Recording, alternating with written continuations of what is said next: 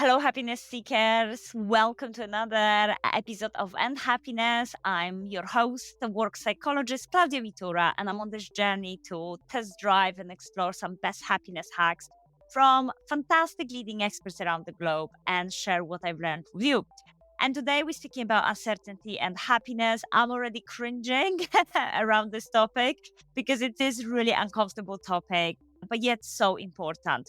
What's really fascinating is that we believe that certainty is attainable, but the opposite is true. And we know it from experience that life is really a constant change. And we can never be 100% sure of what's going to happen. That scares us so much. There is just an endless number of studies which show that how stressed we feel about something happening is not necessarily proportionate to the likelihood of something actually happening. And that simply means that not knowing what's going to happen, so uncertainty, is more stressful for us than the potential actual negative event itself. So I invited Caroline Pankhurst, the founder of Be Braver. She's a courage coach and consultant. She's a speaker and a researcher on leading courageously and living fearlessly.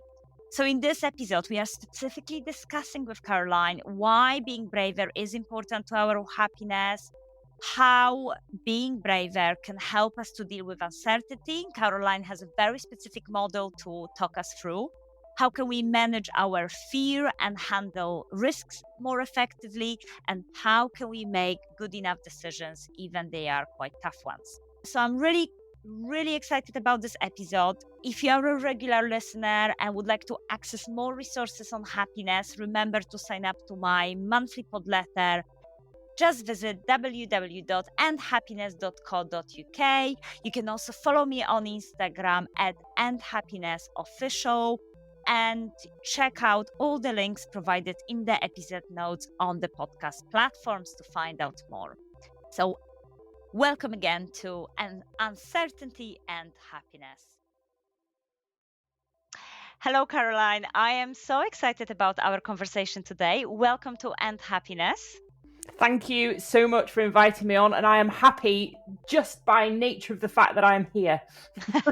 Brilliant. And we are talking about uncertainty.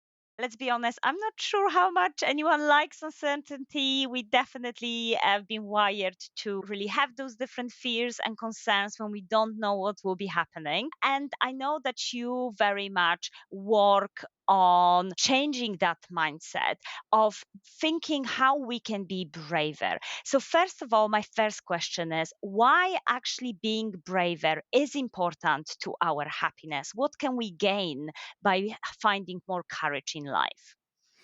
Well, I think being brave and being courageous is the route to living a fulfilling and a meaningful life. And I am strongly of the opinion that actually we find more happiness by living with more uncertainty and making more brave and courageous decisions, because we don't get to experience happiness without pain and discomfort and the things that we want to avoid. And I think happiness is found as much in the things that we let go of and the things that we accept as it is in the moments of joy and euphoria and contentment. To experience happiness in the way that we want to live our lives means we need to ask uncomfortable questions often of ourselves about where do we find happiness and actually what does that look like for me? It requires us to have self-awareness. It requires us to rebel societal expectations, pressures, conformity, things that we've been told. So the pursuit of happiness and to open ourselves up to the moments where we can find it often asks us to do uncomfortable things and things that require risk and uncertainty. Oh my goodness, and that's so true. And you know what you're saying, all of this, and I'm like, cringe, cringe, cringe, because it's almost like we have been in situations, as you said, the pressure that we get from a society, our network of what we should be doing in terms of to be happy, but actually what's actually good to us, for us. I think really important there when you mention those uncomfortable decisions, uncomfortable questions, and the idea that sometimes we have to let go to find that happiness. So, so true, but so uncomfortable. Even when you were listing it, I was feeling a little bit uncomfortable. So, when we are in that situation and we trying to deal with uncertainty, we maybe need to take a big risk. We might need to make a really tough decision. And yes, we know we potentially moving towards happiness, but it's not guaranteed. Let's be honest. It's uncertainty. We never know what's going to happen. How the model of being braver that you propose can help us to deal with that uncertainty and discomfort. Well, the Be Braver model and the program equips people with tools, questions, and pillars really to lean upon so that things that trigger fear or that you might want to avoid don't become things that are paralyzing you and being able to move towards the person that you are becoming. And what it does is it shapes and it helps make sense of who you are becoming, what purpose and what meaning your life is about, which is what we do in the clarity module, which is all around finding clarity. It gives you the tools to understand the confidence that you can have in your decisions, because ultimately, all of these situations and circumstances, whether they're going to be ones in the workplace, whether they're ones that you're making about your business, whether they're ones that you're making about your personal life or your career, ultimately it all boils down to decisions that you make. We don't even often have the control over the choices that we have available to us, because different people will have different choices present themselves to you. So it's about understanding how do you mostly are found within the inner world. And what we do within the Be Braver program is we look at understanding clarity, confidence, connection, so how you connect to others, your environment, yourself, so that when you choose courage, it's the merits of the strength of the decisions that you make in the face of uncertainty that are the things that matter and move you forwards the most to the person that you are becoming. So that obviously you're going to be making a decision or a choice with a risk involved, hoping that you get the outcome that you would like. But by very nature of the fact that whenever anybody makes a brave and courageous decision, there's no guarantee on the outcome, because it wouldn't be brave or courageous otherwise. So you have to hold space for the fact that you might not get the outcome that you want. But if you've done it the Be Braver way, the strength of the decision is ultimately the thing that builds you and grows you the most. So that irrespective of whatever outcome you get, you stand taller, you're happier, you're more confident, you're more assured in the decision that you have made.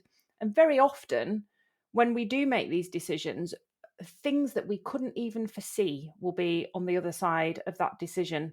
You might get the outcome that you were hoping for with bells and whistles on it, or you might not get the outcome that you wanted, but something else, because we can't predict and foresee all of the things that we haven't yet experienced or discovered in the world. And we're brilliant at being able to forecast and predict things that could go wrong based on what we know, because we've experienced that, we've seen it, we've heard about it. But there's just as much abundance out there as there is scarcity, and fear will lead us because it's trying to keep us safe and it's trying to protect us, to notice the risks that are there, not the things that we haven't yet seen or experienced, but it doesn't mean that they're not there either. So Mm, when we look at the way that we make our decisions and the way that we respond and react to courageous moments within the Be Braver model, the tools and the sort of pillars that you draw upon are around clarity, so who you are becoming and what your values are, what matters to you, how you want to make your choices and decisions, the confidence that you have in your competency, skills, and abilities to be able to know how to make the right decisions in the face of uncertainty, how you connect to the abundant amount of resources and tools and networks and communities and peers and people around you to help you with those decisions, and then how you have the things in place that you need to be resilient, irrespective of whatever the outcome is. Oh, love it. Very, very clear. And I really agree with your point that sometimes uncertainty is so scary, and actually, most often because it's so vague as well and abstract. And I love that the model that you're proposing is very specific. So, the clarity of remembering of who we're becoming, love that, because often is we, as you said, we concentrating on what we'll be potentially losing, not what we will be gaining. So, who I want to become, why I'm actually doing this, the idea of confidence in our skill sets, remembering that we have so much experiences already. So let's build on Mm, that. But then that connection, asking for help, I think that is so many times missed because sometimes we may not share what we want to do. We may kind of shy away from asking from help. So I really love the idea that you have that connection there. And then that resilience, being ready that things may not work out. I, yeah, I love that because it's almost saying is like, okay, even if my the worst case scenario will happen, I'm ready to deal with it because I thought about it beforehand. yeah. I so important, and that's almost creating a bit of certainty, I guess. Yeah, and knowing when you've been brave before in the past, being able to notice when you've made decisions before where you haven't got the outcome that you'd anticipated, but that you were fine or you moved forward. So being able to notice what bravery and resilience looks like for you and has looked like before in the past. And I think the other, just building on what you pulled out before about the cost and the gain of taking a risk, we always ignore the fact that staying where you are has a cost as well.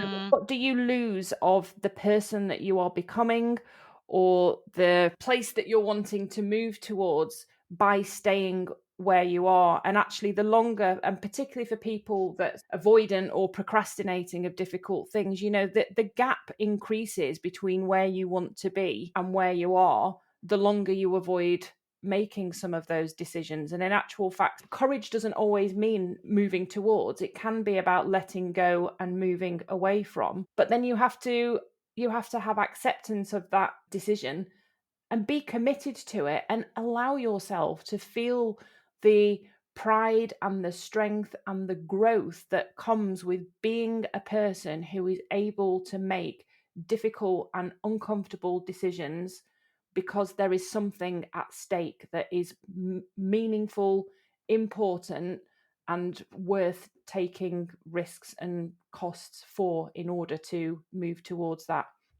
Yeah, yes, absolutely. So, as you're saying, even if we don't move towards and we move away, but that still means a tough decision and a change. And I Yes. think that's what scares us.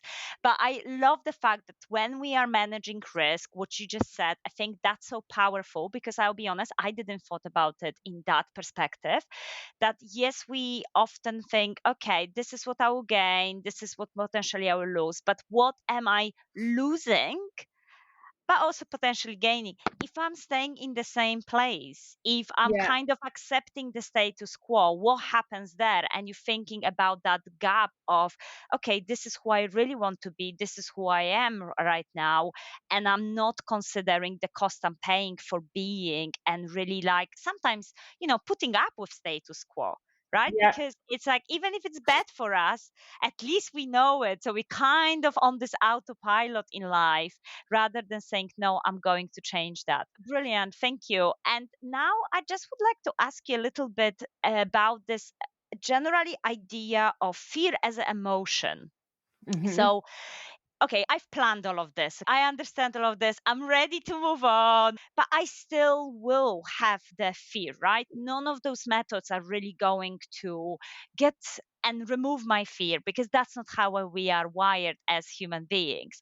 So, Uh-huh. this emotion of fear, which for me personally always sits in my stomach Yeah. clenches, and then I know I'm scared. when I have that when I have that clench in the stomach, I was like, okay, yeah, fear is coming. I am concerned about something. How can we deal with that, manage that fear more effectively?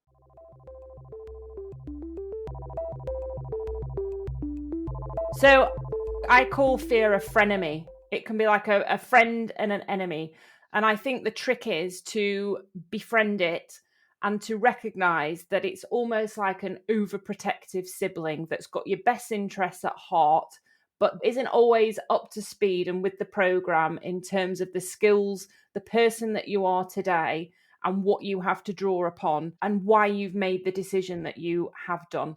And also, fear physiologically feels the same as excitement. And if you've made a decision and if you're accepting the uncertainty that comes with that, but you're deeply connected to your values, the purpose, the intent for it, you know what resilience is going to look like when you get to the other end of it, irrespective of what the outcome is.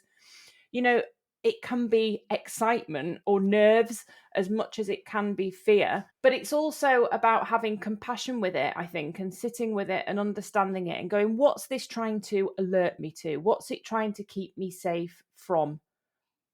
Because ultimately that's what it's trying to do, and not often a threat from tigers running around trying to savage us anymore.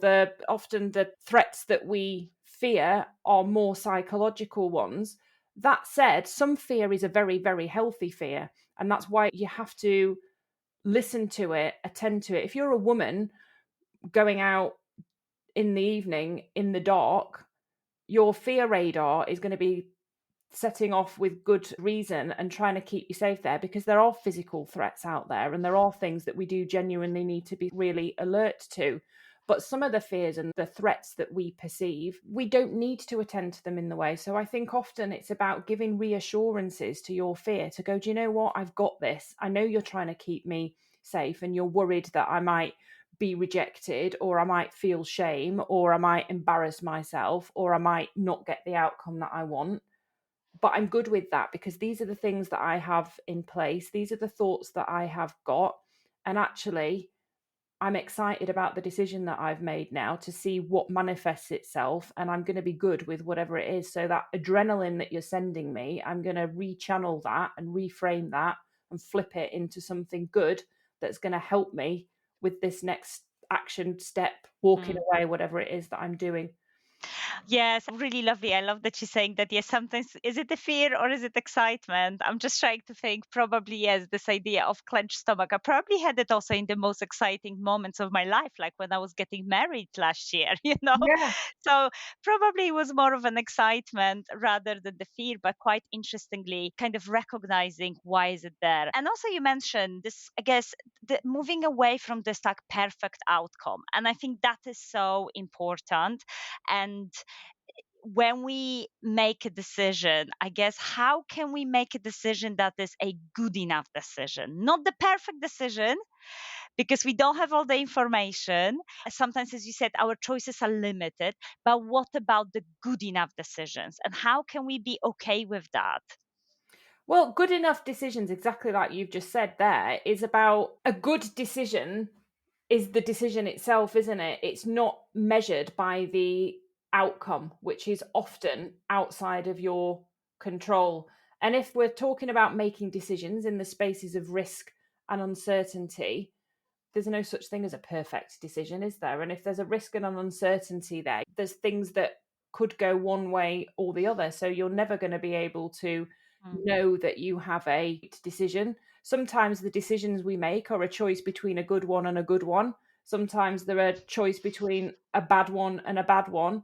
And sometimes we're just in a situation where we're having to make uncomfortable decisions where, neither outcome's ideal, but often the choices that present themselves to us, we have to accept sometimes they are not within their control. It's why comparison to other people, so perfectionism and comparison, are really pointless things to consider when you have difficult decisions to make, because in the material world and in the internal inner world that we have, everybody's experiences and what they have to draw upon and the resources that they have are completely and utterly different. So you can only work with what resources have presented themselves to you. And if you know that you are doing the best that you can with purpose, meaning, and intent aligned to your values, drawing on all the resources that you have available to you, you are making the best decision that anybody in your circumstance could be asked to do. And that is all you could ever ask of anybody else. And that's all you should ever ask of yourself. Mm. I love that because, commonly in the conventional wisdom, people often say, oh, that was a good decision because I gained all of this, or oh, this was a very bad decision because I lost all of this. But what you're suggesting is actually quite different. You're suggesting that the decision and outcome may not necessarily line up, but that doesn't mean that the decision in itself wasn't good, because it was the best decision we could have taken in context of what was happening in that specific Yeah. moment in time. I mean, we are within organizations, or, depending whether you think about it within an organizational setting or within your personal life, we are obsessed almost with outcome and results and less about the integrity of the decisions and the process of the decision making. Obviously, all of us make decisions hoping and wanting to get the ideal outcome. But this is what drives me mad when I talk to businesses and teams and organizations. You can't ask people to be brave and courageous and expect to get the outcome all the time, because risk is a condition of those decisions, which means the certainty of a predictable outcome is not there. And actually, if everything was certain and if everything was predictable, we will be replaced by robots and we lose the essence of what humanity is. And creativity and innovation and the things that we learn about and the things that grow and move us forward are more often than not things that haven't been intended, that have fallen out as the consequence of something that somebody had the audacity to try to do or try to create.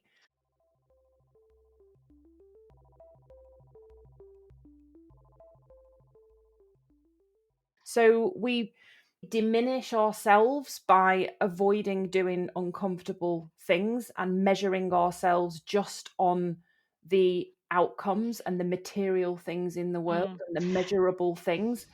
When I was talking about the cost before, the cost to our sense of self, to our identity, to the person that we are, in shying away from making a decision that matters to us because we couldn't guarantee the outcome, or for not speaking out about something that happens in a meeting that nobody else is speaking out about and needs to be spoken about, or not defending yourself in front of somebody because you fear the ramifications. That's where we start to diminish ourselves. We lose our sense of self, and there is a huge cost to a life in making decisions like that, more so than often the material cost.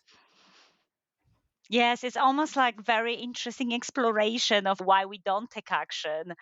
And actually, also, when you mentioned what drives you crazy in organizations, I think what drives me crazy sometimes is that people expect being courageous and brave in teams and innovate, and yet the consequences for failures are blame. Yes. And similarly, like in organizations, a blame culture kills innovation, because why I should take a risk if later on there is finger pointings of why things didn't go according to the plan.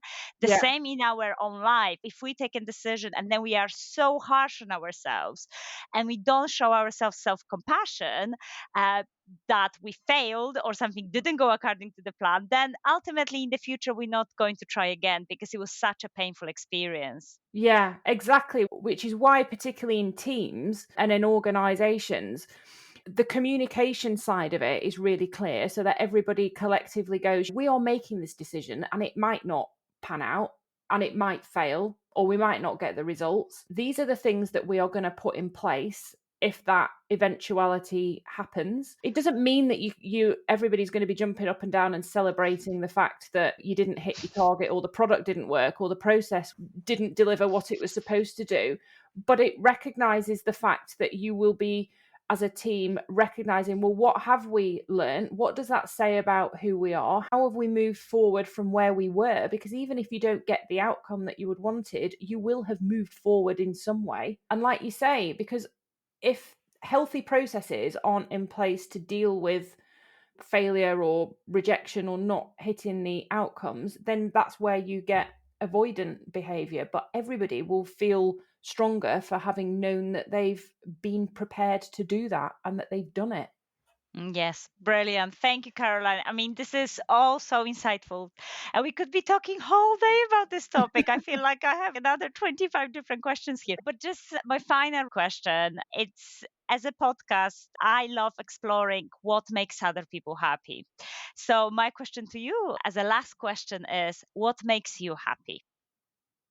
What makes me happy? Not, oh, okay. Well, this moment now is making me happy. Connecting with people makes me happy. Being in the moment, doing hard things and choosing courage has undoubtedly been harder for me. I've made more difficult decisions and I've had more failure, but I have never been happier than since I've been practicing a Be Braver mindset. I would say love, family, friends, sunrises, sunsets, lakes, fresh air, being sober, accepting my mistakes, the fragility of life, existing, being alive, being able to feel, and making other people laugh.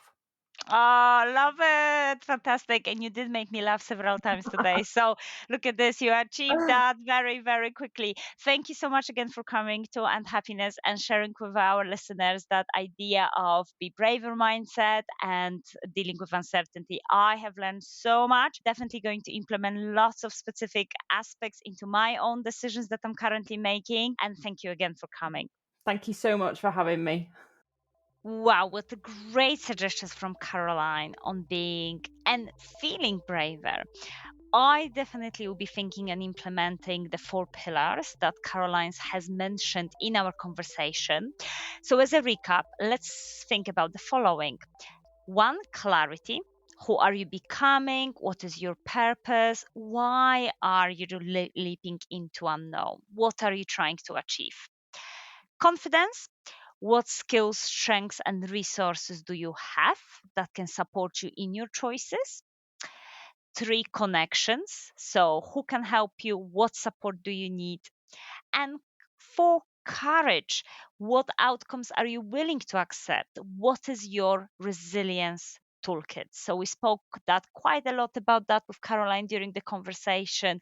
This idea that even if we don't get what we want or what we are after, what is our journey and how we're going to deal with that, and what skill sets we have and resilience to deal with those specific unknowns. If you are still looking into setting some goals and leaping into unknown, head to www.andhappiness.co.uk/book to download my sample chapter of my upcoming book, The Alphabet of Happiness. You can download the chapter on dreams. So, what is it that science actually says about goal setting and how to set goals and milestones that are contributing to your happiness? And if you're interested in the topic of courage and how to manage your fear, one of the first episodes that has been recorded as part of this podcast in series 1 was actually courage and happiness, when we're diving into a very specific topic of fear routine and how, by recognizing what type of fears we have, how we can manage them better. So I hope you have a great week. As always, I dare you to be happy. And I hope to see you at the next episode, which is all about voice and happiness. That is our internal voice, our internal self talk. How can we have a positive one that contributes to our overall well being? Hope to see you there. Bye.